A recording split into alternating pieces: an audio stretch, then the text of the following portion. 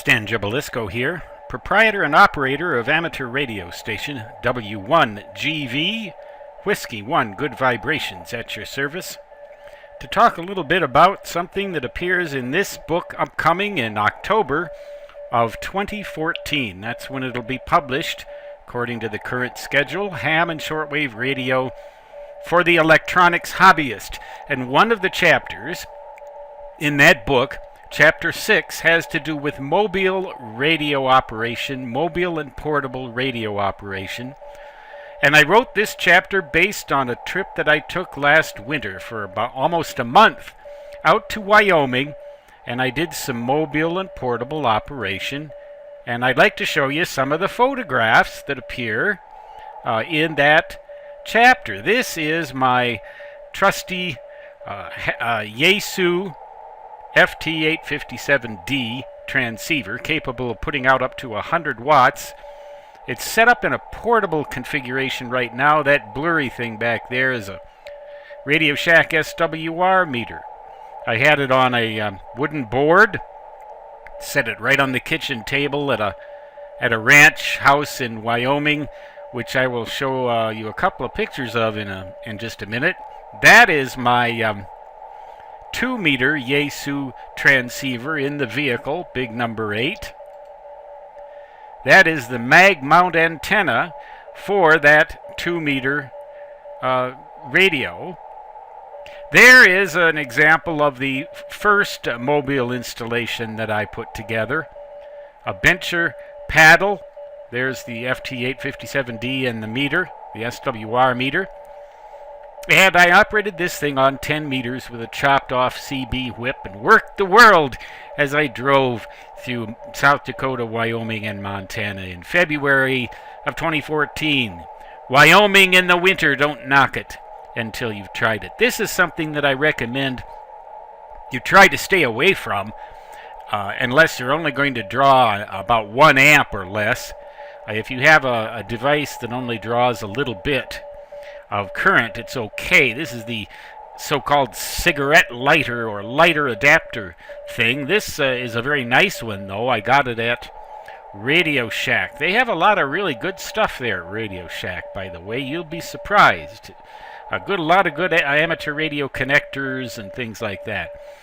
A little later, I included a PAL-Star AT500 transmatch, which allowed me to force feed that 8-foot whip antenna with on all bands, actually, all the way down to 80 meters, although it didn't work very well on 80 meters. On 6 meters, there's the 50.090 is where most of the CW people hang out, but I just haven't heard much on that band lately. Actually, I haven't heard anything on that band lately. But this radio is capable of operating pretty well on 14 megahertz up through 50 megahertz with this transmatch. There's the radio again, another picture of the radio at the Stargazer Ranch in Meeteetse, Wyoming, where I had it set up for CW, and I have a marine battery. You can see that over here on the right. The radio is powered with that marine battery, not with the vehicle ignition system, and of course in portable operation I use the battery as well. And it works quite well, 35 ampere hour marine battery. There is the base mount of the antenna, which in this case is an MFJ whip antenna, which extends up to 17 feet, which I used in the portable application. There's another view of that MFJ antenna, and in the background, the landscape near the Stargazer Ranch in Meeteetse, Wyoming, out in the middle of nowhere. Great place to get away from everything. Radio Shack SWR power meter. This thing works very well for amateur radio. It's a nice little thing, and it's only about 20 bucks. There's the bencher paddle as I originally had it, mounted on a shelf that I stole from my kitchen.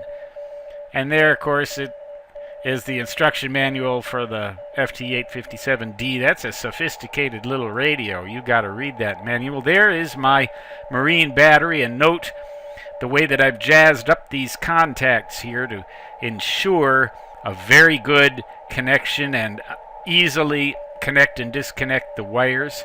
It seems like the contacts and the nuts and bolts that they provide with these batteries just aren't up to the task. There's a closer view of how I jazzed up that connection. Notice those two washers, about 1.25 inches in diameter.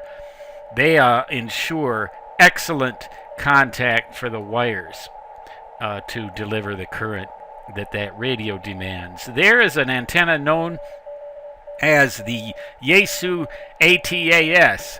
I believe it's called the Active Tuning Antenna System. It's a mechanical tuning device that will work all the way from 40 meters up through 70 centimeters. And I found it to work quite well on 10 megahertz up through 6 meters in mobile applications. There's a close-up view of the way I mounted that thing on the truck. I didn't want to drill any holes in the truck and devalue the thing in case I want to resell it, in case I have to resell it. Poverty looms in every writer's life. You just get used to that stuff. There's a mag mount that I epoxied down to a meat cutting board, or a little meat cutting board, and then put C-clamps on there, and the thing just screws right down on there. This is W1GV Whiskey 1. Good vibrations reached the end. Those are the photos, by the way, that you will see in the 6th chapter of Ham and Shortwave Radio for the Electronics Hobbyist. I will provide a link to that book in the description of this video, so you can go to Amazon and pre-order it, or buy it if it's out when you watch this. For now, W1 Good Vibrations saying 73 and so long.